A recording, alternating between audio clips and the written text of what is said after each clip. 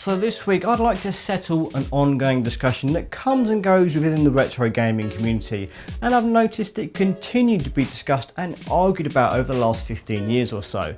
Now that question is, how old does a console have to be before it is considered a retro console? Well, it's a tough one to quantify because console generations vary in length. The 8-bit generation lasted almost a decade, while the generation that saw the PS2, the GameCube and Xbox and even the Dreamcast only lasted around half that time. And things get muddled more when we start discussing this current generation, which has seen Nintendo abandon one system and release an entirely new one, while their rivals release more powerful revisions of their existing consoles in the form of the Xbox One X and PlayStation 4 Pro. Some people say that systems newer than the 16 or 32-bit generation aren't retro. Now that makes sense in a way, because after all, when we think of retro video games, our thoughts often go to pixel art style of visuals. Now this one is tough to quantify because, well, console generations vary in length. The 8-bit generation lasted almost an entire decade, while the generation that saw the PS2, the GameCube, the Xbox and the Dreamcast only lasted about half that time.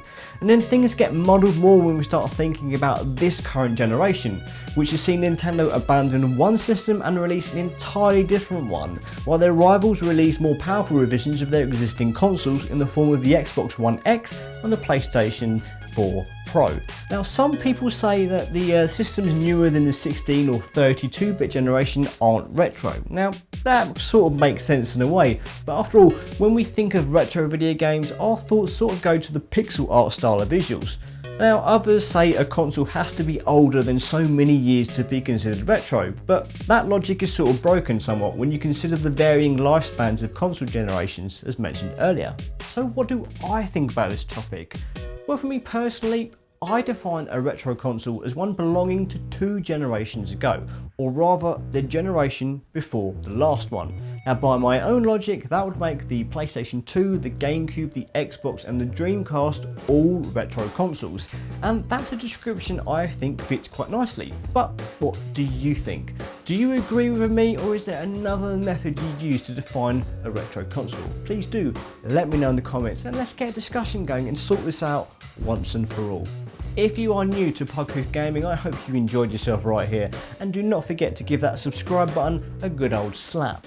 I'll be back soon with another video for your enjoyment, but until then, check out my channel for more gaming videos, and also take a look at pughoofgaming.com for blogs, videos, reviews and more. Thanks for watching, and until next time, happy gaming.